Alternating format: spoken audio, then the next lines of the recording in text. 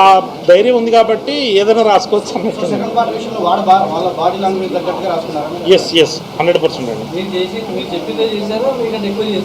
వాళ్ళ ఎక్కువ చేస్తారు సార్. ఐడియా ఉంది సార్ మా దగ్గర. సీన్స్ ఫాస్ట్గా వేసేస్తాం సార్. బట్ మా బాయ్స్ అందరూ ఒక సోలో ఫిలిం చేయించి మళ్ళీ తీసుకొద్దామని ప్లాన్. లేదు మధ్యలో ఇంకోటి ఏమైనా ఉంటుందేమో సార్. అదే మా వాళ్ళు ఎగ్జైట్ అయ్యారు అనుకోండి, చేసేద్దాం. బట్ వీళ్ళకి కూడా అదే మామ నాకు సోలో సినిమా చేయాలంటుందని మంచి స్క్రిప్ట్స్ రెడీగా పెట్టుకున్నారు సార్. వాళ్ళకి కూడా వింటున్నాను.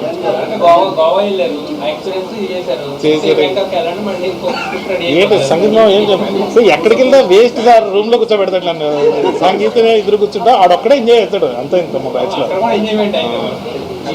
సార్ సార్ అదే సార్ ఒకసారి అయిపోయిన తర్వాత మ్యాట్ అంత సార్.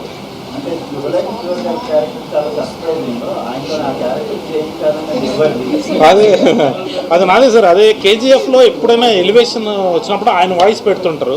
అరవింద్ సమేత అన్నింటిలో సీరియస్ రోల్స్ చేస్తున్నారు కదా, ఒక్కసారి బాబాయ్గా మార్చేస్తారు శుభలేఖ సుధాకర్ బాబాయ్ అని. అది ఎలా ఉంటుంది అని సో చూడాలనిపించింది. ఇది బాగా ఒరిజినల్ కామెడీ తెలిసిపోతుంది. కంప్లీట్లీ ఒరిజినల్ మీరే. It's very very good. So me favourite writers ఎవరు, కామెడీ రైటర్స్ తెలుగు అని ఇన్స్పైర్ చేసేవారు? అంటే ఎక్కువ ఈవీవి గారి సినిమాలకి ఎల్బి శ్రీరామ్ గారు రాస్తారు కదండి, అది నాకు చాలా ఇష్టం.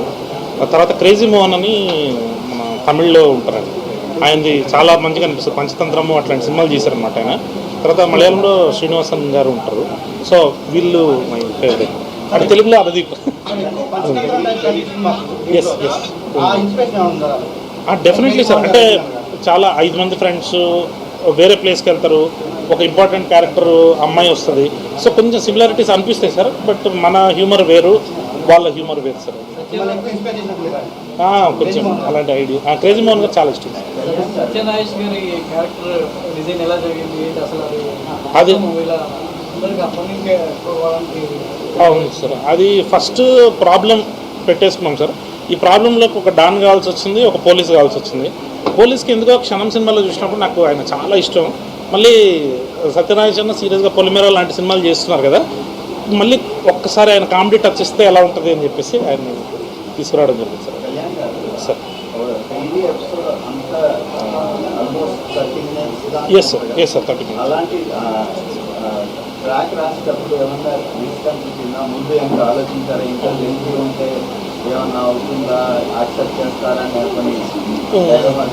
లేదు సార్, ఇంకా గోవా కొంచెం రిస్క్ అనిపించింది సార్ నాకు. పెళ్ళి ఏంటంటే అందరూ లైఫ్లో మనం చూస్తుంటాం కదా సార్, ఇట్లాంటి ఫ్రెండ్స్ అంటే ఫ్రెండ్స్ లేకుండా పెళ్లి జరగదు, కానీ ఫ్రెండ్స్ వస్తే పెళ్లి జరగదు అన్నట్టు. అది ఆ ప్లాట్ ఎత్తుకున్నప్పుడే చాలా ఎగ్జైటింగ్ అనిపించింది సార్. ఇంకొంచెం సేపు చేద్దామని ఉండేది నాకు.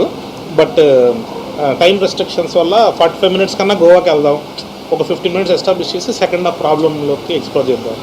సో పెళ్ళి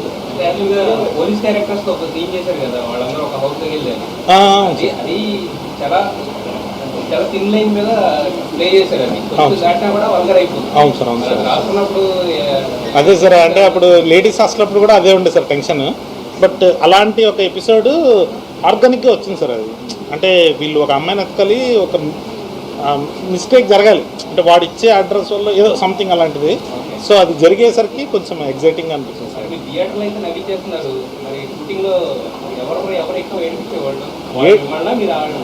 ఏడిపించేదైతే లడ్డు మామ అందరినీ ఏడిపించాడు, అందరినీ అది సార్. సార్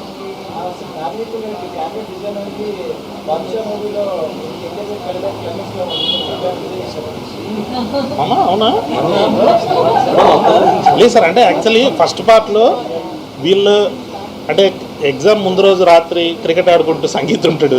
వీళ్ళ బ్యాచ్లో ఎవడైనా అలాంటి ట్విస్ట్ ఇవ్వాలి అంటే అది ఓన్లీ అశోక్ క్యారెక్టర్తోనే వర్కౌట్ అవుతుంది. సో అది ఫస్ట్ వచ్చింది. ఏమో ఫస్ట్ నీకే చెప్పినట్టున్నా. ఇది చెప్పగానే సంగీత్ ఫుల్ ఎగ్జైట్ అయిపోయింది. సూపర్ ఉంది మామ, ఇది అయిపోయింది. క్లైమాక్స్ వచ్చిందంటే మామూలు ఇప్పుడు క్లైమాక్స్ రాదు సార్, కొంచెం పడుతుంది. బట్ అది క్లైమాక్స్